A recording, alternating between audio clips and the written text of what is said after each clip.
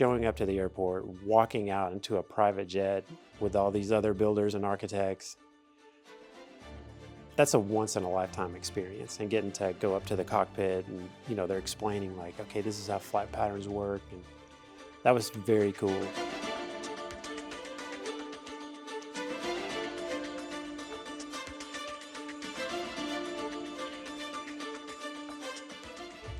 The town is really just centered around Pella, and everywhere we went, everybody had a smile on their face, and it was just really pleasant to be around.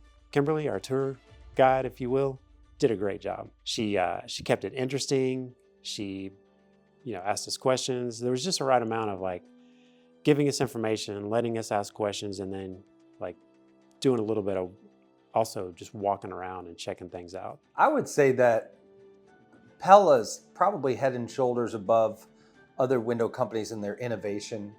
Just seeing the history of what they've introduced as far as window products since the 20s has just been really eye-opening. I just love how Pella's using technology to really make it just the most efficient process possible, and continuing to try to make it a better process. That was really interesting.